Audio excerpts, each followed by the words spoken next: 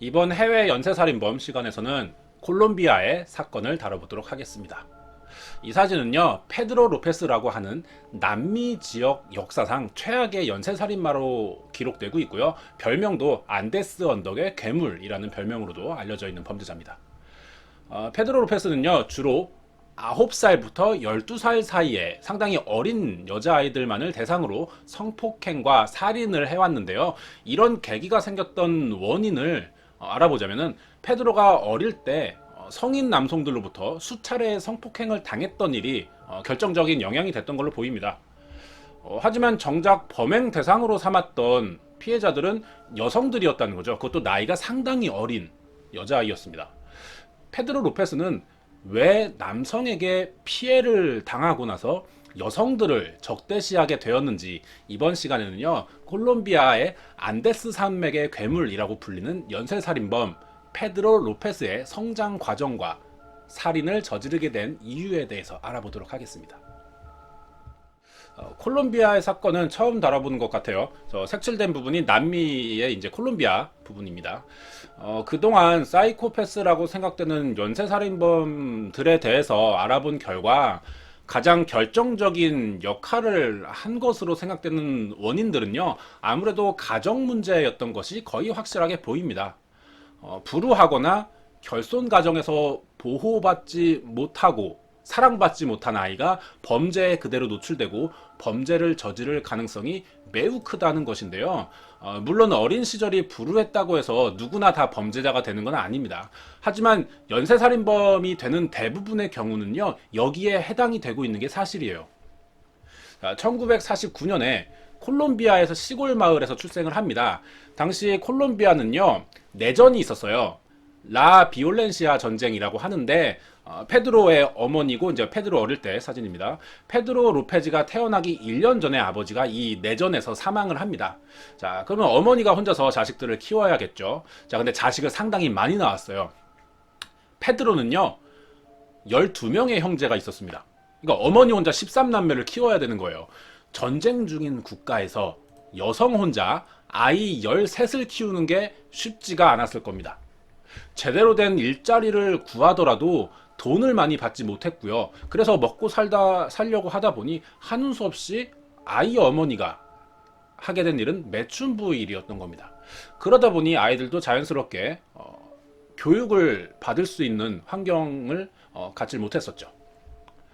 페드로 로페스는 8살이 됐을 때 집에서 쫓겨난 일이 생겼어요. 자, 여동생을 성추행하는 것을 어머니에게 들킨 거예요. 그래서 어머니가 페드로를 8살에 내쫓아 버립니다. 집 밖으로. 자, 그런데 이것이 페드로가 사이코패스적 성향을 드러낸 행동이다라고 하기에는 무리가 좀 있어 보이거든요. 사이코패스들은요, 10대 미만의 나이에 사이코패스적 성향이 드러나긴 하지만 성적인 문제를 통해서 드러내는 경우는 거의 찾아보기가 힘들어요. 주로 동물을 훼손하거나 방화, 불을 지르는 것에 좀 더 관심을 보이는 편이죠. 거기에 1950년대에 살던 아이들이 지금보다 신체 발육이 더 늦을 때예요. 2차 성징이 오거나 이성의 호기심이 들만한 나이가 아닌데 이러한 행동을 했다는 것, 여동생을 성추행했다. 이런 것은 제 생각에는 이러한 행위를 누군가에게 들었거나 직접 보고 배웠을 가능성이 상당히 높다라는 생각이 듭니다. 아마 페드로는 당시에 자기 어머니가 무슨 일을 하고 있는지를 알고 있었던 것으로 생각이 들어요. 그렇게 집에서 쫓겨나고 갈 곳이 없자 떠돌이 생활을 해야 됐어요. 돈은 필요한데 나이가 어려서 8살이니까 일을 할 수가 없었어요. 그래서 처음에는 음식물 쓰레기를 주워 먹고 살았습니다. 그러다가 도둑질을 하게 됐고요. 노숙을 하면서 국어를 하고 길에서 살고 있었는데 어느 날 길을 지나치던 남성이 페드로를 보고 접근해서 말을 걸었습니다. 음식과 잘 곳을 줄 테니 자기를 따라오라는 거였죠. 페드로는 당연히 이 남자를 따라 나섰죠. 그런데 이 남성이요, 알고 보니까 소아성애자였던 거예요. 페드로는 그날 이 남성을 따라간 뒤에 인적이 드문 버려진 집에 끌려가서는 이 남성에게 여러 번 강간을 당했습니다. 그 뒤에 페드로의 성격이 낯선 사람을 극도로 경계하는 성향으로 변하게 돼요. 그러니까 아침에 해가 떠 있고 날이 밝으면 숨어만 있어요. 숨어 있다가 밤이 되면은 먹을 거를 구하기 위해 시내로 그때부터 나오게 됐습니다. 밤에만 활동을 했던 거죠. 이렇게 4년을 지내던 도중에 한 미국인 부부의 눈에 띄어서 경찰에 신고가 됩니다. 그래서 고아원에 들어가서 살게 됐어요. 그리고는 학교를 다니기도 했습니다. 환경이 조금 좋아졌죠. 하지만 학교에서 선생님에게 또 한번 성폭행을 당해요. 이런 일이 두 번이 생기자 페드로는 고아원의 돈을 다 훔쳐서 무작정 도망칩니다. 이곳을 벗어나고 싶은 거죠. 아무도 없는 곳으로, 혼자 있는 곳으로. 하지만 갈 곳이 없었기 때문에 또다시 길거리 신세가 돼버립니다. 페드로 로페스는요, 18살이 되자 차량 절도를 합니다. 차를 훔쳤고 이게 돈벌이가 되자 차를 훔치는 전문적인 기술도 익혔어요. 그래서 본격적인 차량 절도범이 되었죠. 근데 이 일이 1년도 가지 못해서 붙잡혀요. 그래서 차량을 여러 대 훔쳤던 혐의로 7년형을 받게 되면서 감옥에 처음 들어갑니다. 아직까지는 살인 경력이 없죠. 첫 살인은 감옥 안에서 해요. 페드로가 감옥 안에서 4명의 동료 죄수들에게 또 집단 강간을 당하게 됩니다. 이 일이 있고 나서 얼마 뒤에 페드로가 직접 면도칼을 만들어서 자신을 성폭행했던 죄수들 3명을 살인하게 됩니다. 하지만 페드로는 그동안 집단 괴롭힘을 당했고 강간을 당했던 것이 정당방위로 인정되면서 형이 늘어나긴 했지만 2년밖에, 적은 형밖에 받지를 않았어요. 계속되는 감옥 수감 생활로 페드로는요, 증오심과 복수심, 여성에 대한 혐오감이 시간이 갈수록 이게 수그러들지가 않고 오히려 더 커져갔답니다. 사실 페드로는 남성들에게만 그렇게 강간을 당해왔는데 정작 자신이 분노를 하는 대상이 여성이 되었다는 거죠. 이게 좀 이상하죠. 특이한 상황이긴 하지만 이 생각을 좀 해보자면은 페드로는 그동안 정상적인 이성관계를 접해볼 경험이 없었어요. 그렇기 때문에 이런 심리가 좀 작용하지 않았을까 하는 생각이 듭니다. 여성에 대한 기억이라고는 매춘부 일을 하던 어머니와 자신의 여동생을 성추행했던 일, 그리고 감옥 생활 도중에 봤던 성인 잡지들이 전부였습니다. 이런 식으로 페드로는 여성에 대해 왜곡적인 시선을 가질 수밖에 없는 환경에서 자라게 됐던 거예요. 그리고 자신이 그동안 남성들에게 강간을 여러 번 당해오면서 살게 된 이 원인을 여동생의 몸을 자신이 만진 일로 어머니에게 쫓겨나서라고 생각을 하게 됐던 것 같아요. 어머니도 정작 매춘부면서 내가 여동생의 몸을 건드린 이유로 나를 쫓아냈고 그것 때문에 내가 남자들에게 강간당하는 생활이 시작됐다라는 어떤 자신만의 좀 잘못된 논리가 성립이 됐던 것 같습니다. 집안에서 쫓겨난 일은 먼저 자기에게 잘못이 있다라고 생각을 하지를 못했을 거예요. 잘못된 행동에 대해서도 배워보질 못했으니까. 자연스럽게 자신보다는 상대방에게서 문제의 원인을 찾게 됐을 겁니다.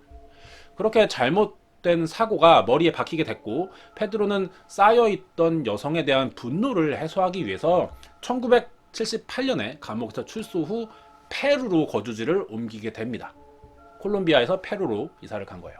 그리고 그때부터 나이 어린 여자아이들을 노리기 시작했어요. 당연히 목적은 강간과 폭행, 마지막엔 살인까지였습니다.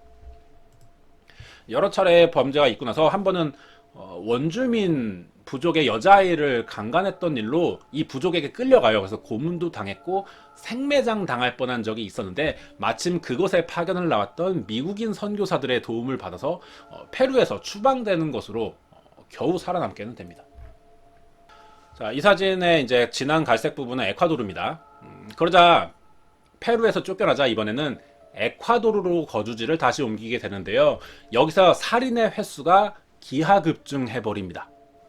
심할 때는 일주일에 3명의 여성을 납치해서 살인하기도 했는데요. 다른 연쇄살인범들에 비해서 상당히 습관적으로 살인을 했습니다. 이런 정도의 많은 살인을 했던 이유는 뭐 자신의 잘못된 욕구를 해소하려고 하는 이런 문제가 되기도 했지만 자기 합리화를 했기 때문에 자신의 이런 행위가 정당성이 있다라고 생각을 해서였던 것으로 보여져요.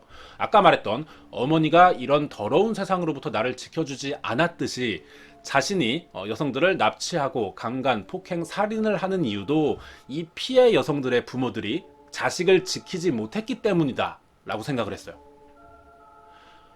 이런 식으로 범죄가 계속해서 이어졌고, 당연히 너무 많은 수의 여성들이 실종이 되었기 때문에 경찰들도 대규모 수사를 벌이고는 있었지만 페드로가 빨리 검거되지 못했던 이유가 있습니다. 계속돼서 이런 실종 사건이 생기는 이유가 어떤 범죄라기보다는 여성들이 성노예 시장에 팔려갔기 때문이다라고 생각을 했어요. 당시에 에콰도르의 성매매 시장이 상당히 큰 규모로 자리를 잡았었거든요. 이런 이유로 경찰의 수사 방향이 잘못되어서 피해자들의 수가 더 늘어날 수밖에 없었습니다. 이 사진은 피해자의 유골이 우연히 발견되었던 것인데요. 사진을 찍은 거죠. 1980년에 에콰도르에 큰 홍수가 난 적이 한번 있습니다. 이때 페드로가 살해했던 실종자들의 시체들이 땅이 파이면서 떠밀려 내려오는 거예요. 도시 안으로. 그제서야 경찰들은 성노예 시장, 어떤 인신매매가 아닌 연쇄살인 사건이다라는 것을 이때부터 눈치채게 됩니다. 다행히도 페드로는요, 다른 여자아이를 납치하려던 중에 잡힙니다. 그래서 감옥에 가게 되는데, 경찰들은 이때 그동안의 피해자들에게서 발견되었던 증거들과 페드로의 범행 방식에서 유사점을 찾아냈어요. 그래서 페드로를 이 연쇄살인 사건의 용의자로 의심을 하게 됩니다. 하지만 페드로는 당연히 묵비권을 행사했죠. 자신의 범죄를 부인합니다. 경찰 취조에 협조적이지 않자 페드로의 혐의를 입증해야 하는 검찰들은요, 페드로가 갇혀있는 감옥에서 같이 생활할 죄수 한 명을 넣어줍니다. 같은 방에.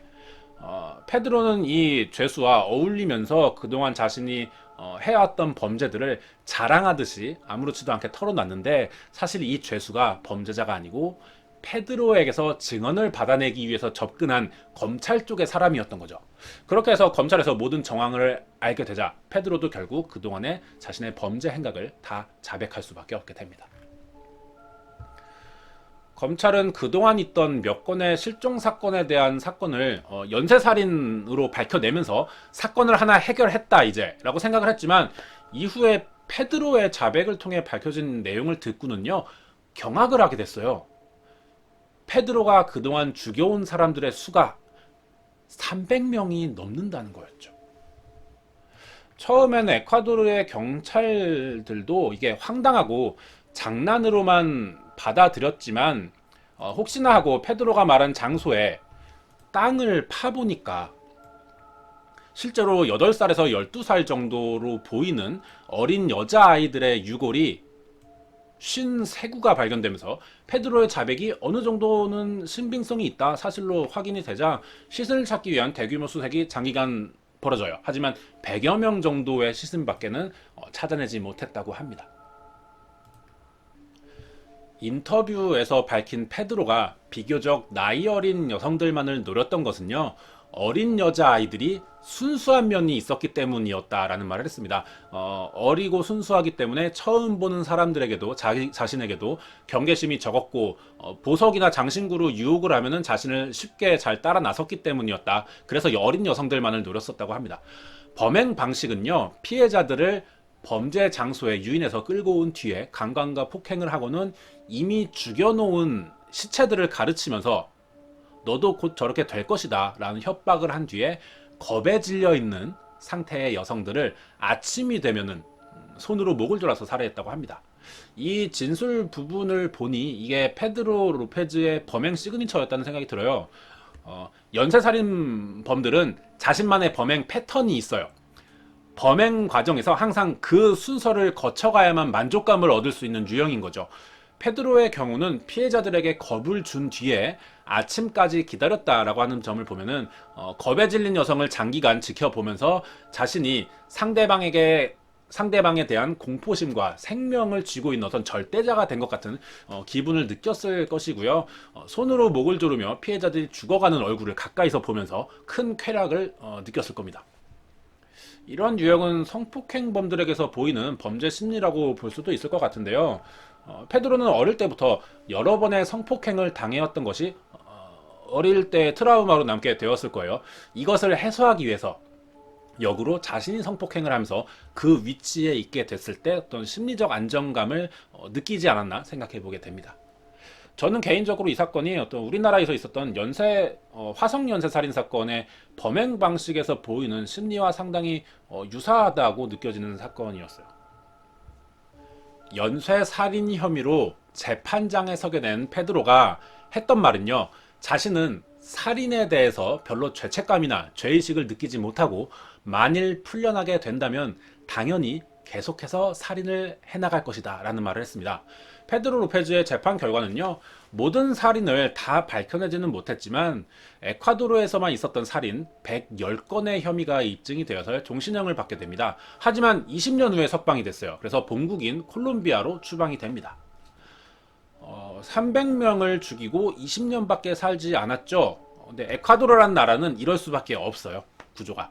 우리나라 같은 경우는 교도시설이 많기 때문에 중범죄자들을 평생 감옥에 가둬도 될 정도의 여유가 있습니다. 우리나라는요. 하지만 남미의 경우는 시설이 모자르기 때문에 사형제도 폐지돼 있고요. 에콰도르의 법상 징역의 경우는요, 최대 20년이 채워지면 출소가 할 수 있게 됩니다. 출소가 가능해져요. 그 뒤에 범죄자 관리를 위해서 페드로의 행방을 찾았습니다. 경찰들이. 하지만 아직까지도 석방 후에 페드로에 대한 아무런 정보가 없다고 합니다. 아마 3가지 정도 가설을 세워볼 수 있겠죠. 살인을 계속 저지르다가 죽었을 가능성이 있고요. 범죄를 청산하고 새로운 보통의 삶을 살게 되었을 가능성이 작게 있을 수 있고, 마지막으로는 악질 범죄자는요, 비공개로 교도소에 비밀 수감되는 경우가 있답니다. 그러니까 출소로 밝혀놔요, 언론에는. 하지만 내부적으로는 다 계속해서 이제 다른 교도소, 비밀스러운 노출되지 않은 교도소에 가둬둔다는 거죠. 이런 말도 있긴 해요. 정확한 거는 없습니다. 지금까지 페드로 로페즈에 관한 소식이 없어요. 그런 걸로 봐서는 범죄는 어떻게든 멈춰 있는 것으로 보고 생사는 아무도 알지 못합니다. 자, 여기까지가 수백 명의 여성을 강간 살해했던 콜롬비아의 연쇄살인범 안데스 산맥의 괴물이라고 불리는 페드로 로페즈 사건이었습니다.